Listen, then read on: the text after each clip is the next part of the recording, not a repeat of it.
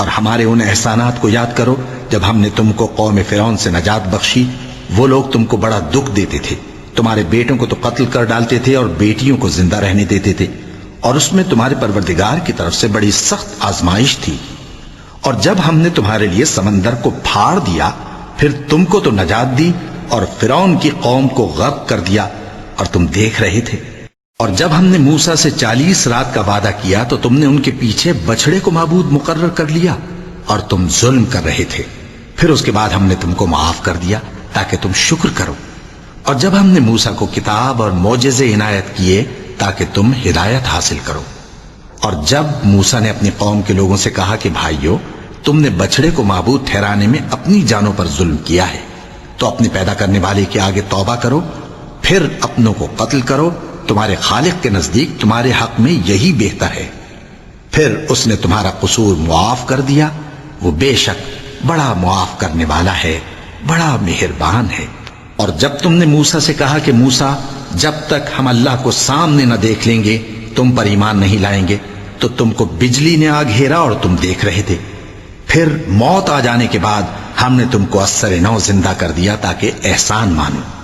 اور ہم نے بادل کا تم پر سایہ کیے رکھا اور تمہارے لیے من و سلوہ اتارتے رہے کہ جو پاکیزہ چیزیں ہم نے تم کو عطا فرمائی ہیں ان کو کھاؤ پیو، مگر تمہارے بزرگوں نے ان نعمتوں کی کچھ قدر نہ جانی، اور وہ ہمارا کچھ نہیں بگاڑتے تھے بلکہ اپنا ہی نقصان کرتے تھے۔ اور جب ہم نے ان سے کہا کہ اس گاؤں میں داخل ہو جاؤ اور اس میں جہاں سے چاہو خوب کھاؤ پیو، اور دیکھنا دروازے میں داخل ہونا سجدہ کرتے ہوئے اور حطوتن کہنا، ہم تمہارے گناہ معاف کر دیں گے اور نیکی کرنے والوں کو اور زیادہ دیں گے۔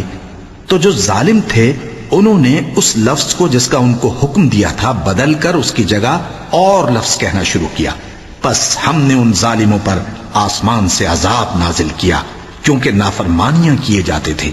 اور جب موسیٰ نے اپنی قوم کے لیے ہم سے پانی مانگا تو ہم نے کہا کہ اپنی لاٹھی پتھر پر مارو۔ انہوں نے لاٹھی ماری تو اس میں سے 12 چشمے پھوٹ نکلے، اور تمام لوگوں نے اپنا اپنا گھاٹ معلوم کر کے پانی پی لیا۔ ہم نے حکم دیا کہ اللہ کی عطا فرمائی ہوئی روزی کھاؤ اور پیو، اور زمین میں فساد نہ کرتے پھرنا۔ اور جب تم نے کہا کہ موسیٰ، ہم سے ایک ہی کھانے پر صبر نہیں ہو سکتا، تو اپنے پروردگار سے دعا کیجئے کہ ترکاری اور ککڑی اور گیہوں اور مسور اور پیاز وغیرہ جو نباتات زمین سے اگتی ہیں ہمارے لیے پیدا کر دے۔ انہوں نے کہا کہ عمدہ چیزیں چھوڑ کر ان کے بدلے ناقص چیزیں کیوں چاہتے ہو؟ اگر یہی چیزیں مطلوب ہیں تو کسی شہر میں جا اترو، وہاں جو مانگتے ہو مل جائے گا۔ اور آخر کار ذلت و رسوائی اور محتاجی و بے نوائی ان سے چمٹا دی گئی، اور وہ اللہ کے غضب میں گرفتار ہو گئے۔ یہ اس لیے کہ وہ اللہ کی آیتوں سے انکار کرتے تھے اور اس کے نبیوں کو ناحق قتل کر دیتے تھے، یعنی اس لیے کہ نافرمانی کیے جاتے اور حد سے بڑھے جاتے تھے۔ جو لوگ مسلمان ہیں یا یہودی یا عیسائی یا ستارہ پرست، یعنی کوئی شخص کسی قوم و مذہب کا ہو، جو اللہ اور روز قیامت پر ایمان لائے گا اور عمل نیک کرے گا، تو ایسے لوگوں کو ان کے اعمال کا صلہ اللہ کے ہاں ملے گا، اور قیامت کے دن ان کو نہ کسی طرح کا خوف ہوگا اور نہ وہ غمناک ہوں گے۔